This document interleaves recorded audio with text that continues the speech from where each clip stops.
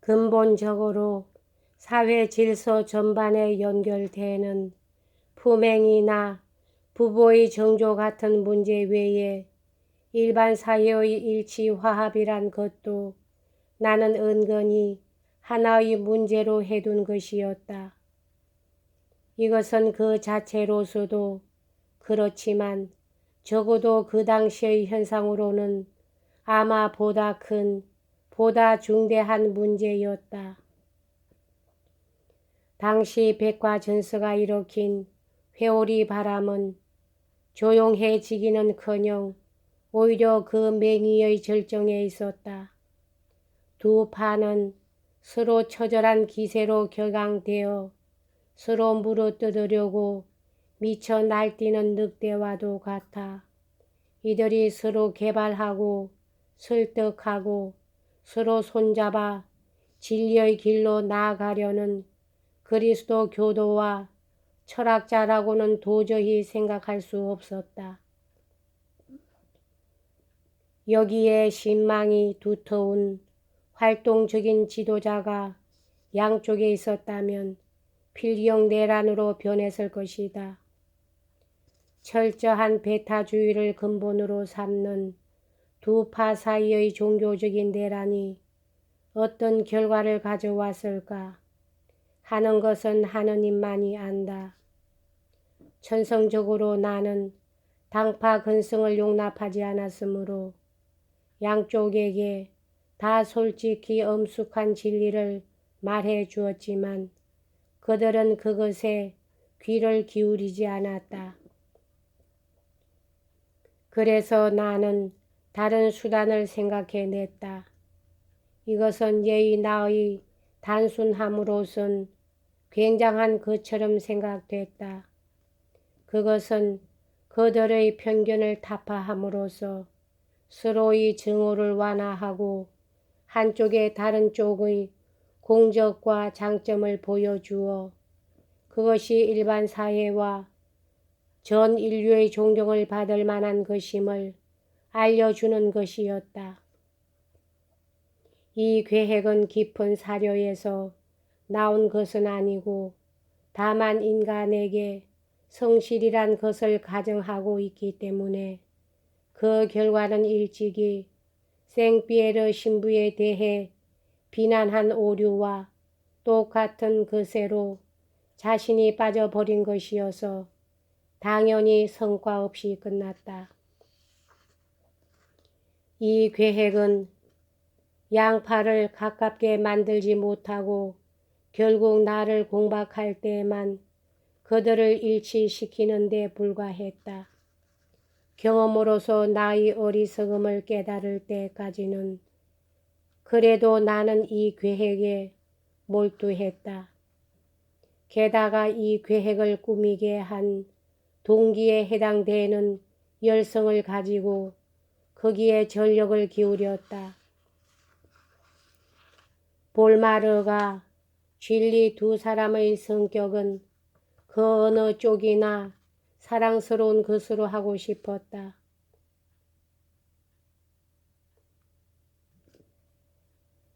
더구나 한쪽을 사랑스러운 것으로 만들므로 해서 다른 쪽도 사랑스러운 것으로 되게끔 하고 싶다는 희망 속에 황홀히 그린 것이었다.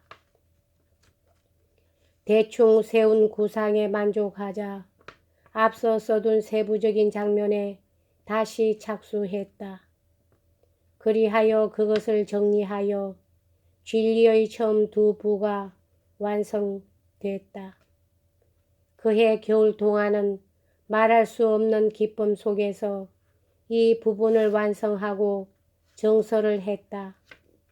특히 금태 두른 고급 종이를 써서 쓴 글자를 말리는 데는 하늘색과 은색 가루를, 원고를 철하는 데는 푸른 리본을 썼다. 요컨대 삐거말리용처럼 나는 내가 연모하는 아름다운 두 여성을 위해서라면 아무리 사치스럽고 귀엽게 해도 여전히 부족한 느낌이었다. 매일 밤 나는 화록하여서 이 두 부를 가정부들에게 되풀이해서 읽어주었다. 딸은 아무 말도 없이 감격해서 나와 함께 흐느껴 울었다. 모친은 치아할 줄도 모르고 아무것도 이해하지 못했으므로 그대로 얌전히 있다가 낭독이 멎을 때마다 정말 아름답군 하고 자꾸 되풀이할 뿐이었다. 에핀의 부인은 숲 한가운데 있는 외딴 집에서 쓸쓸히 겨울을 지내는 나를 염려해서 빈번히 사람을 보내 소식을 물어왔다. 내게 대한 우정의 표시를 이토록 진실하게 보여준 일은 없었다. 또 나의 우정이 그녀의 우정에 대해 그토록 열렬하게 보답한 적도 없었다. 그 중에서 특기할 만한 것은 그녀의 초상화를 내게 보내준 것과 살롱에 전시된 라뚜르가 그린 나의 초상화를 어떻게 하면 손에 넣을 수 있느냐고 물어온 것이다. 그리고 또 하나 빼놓을 수 없는 것이 있다. 이것은 웃음거리처럼 보일지도 모르나 내가 받은 감명으로 말하면 내 성격사에는 하나의 사건이 된다. 무척 추웠던 어느 날 아침 배달된 소포를 뜯어보니 전에 부탁해 두었던 여러 가지 주문품 가운데서 영국제 작은 플라넬 패티코트가 나왔다. 그녀가 입던 것인데 조끼를 만들어 입으라고 보냈다. 편지 사연이 단정하고 순진하여 잠옷 매혹적인 데다가 우정 이상으로 나온 이 마음씨는 내게 입히려고 그녀가 살 가죽을 벗긴 것처럼 생각되어 감격한 나머지 나는 울면서 20번이나 이 편지와 패티코트에 입을 맞췄다. 내 머리가 돌았나 하고 때레저가 생각할 정도였다. 에핀의 부인이 아낌없이 보여준 모든 우정 가운데 이상스럽게 이처럼 나를 감동시킨 일은 없었다. 부인과 갈라진 뒤로 지금에 와서도 이것만은 기묘하게도 생각만 하면 눈물이 글썽해진다.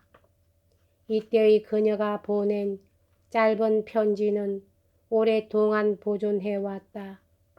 그때 그 편지가 다른 편지들과 같은 운명에 처해지지만 않았더라면 지금도 내 수중에 남아있을 것이다. 그해 겨울 동안은 요폐증이 거의 끊일 사이가 없을 정도여서 얼마 동안은 소식자를 사용해야 했지만 그래도 내가 프랑스에서 살아온 이래 가장 조용하게 또 가장 안정된 생활을 한 겨울이었다. 기후가 나빴으므로 뜻밖의 손님이 찾아오지 않았던 4, 5개월 동안 현실의 두 가정부와 공상 속의 두 사촌 자매만을 상대로 전무후무한 이 자유로운 생활을 한껏 즐겼다. 단조롭고 소박한 생활이긴 하나 정말 가치 있는 생활이었다. 친구들의 분개에도 아랑곳 없이 그 고압적인 속박에서 빠져나갈 결심을 한 자신의 생각이 깊었음을 날이 갈수록 기뻐하게끔 된 것도 특히 그 무렵이었다.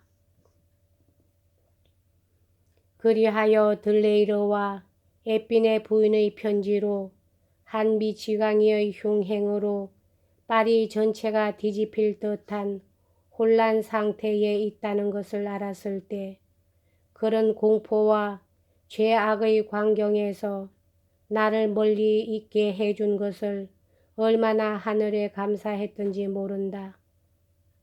그런 광경을 보았더라면 지금까지 사회의 무질서가 내게 심어준 노하기 쉬운 기질이 더욱더 심해지고 더욱더 강하게 들끓어 올랐을 뿐이었으리라. 그런데 이 은자암 주위에는 정답고 유쾌한 것만이 눈에 띄어 마음엔 정다운 감흥만 일었다. 나는 내게 주어진 최후의 평화스런 세월의 흐름을 정말 기쁜 마음으로 여기에 적어둔다. 이 조용한 겨울에 뒤이은 봄은 이제부터 써나갈 온갖 불행의 싹을 트게 했다. 그리하여 그 불행에 휩쓸려 들자 어느덧 그 이전과 같은 조용하고 편안한 여가는 누릴 수 없게 되었다. 그러나 이 평화스런 기간 중에도 철저한 고독 속에 있으면서 올바그 일당의 간섭 없이 아주 평온했던 것은 아닌 듯 싶다. 디더로가 내게 싸움을 걸어왔다. 사생아가 나온 것은 분명 이 겨울의 일이 아닌가 생각된다. 이 작품에 대해서는 곧 언급하게 된다. 어쨌든 이 시기부터는 다음에 말하는 것과 같은 이유로 확실한 추억거리가 거의 없을 뿐만 아니라 있는 것도 날짜가 극히 애매하다. 디더로는 편지에 날짜를 쓰는 일이 없었다.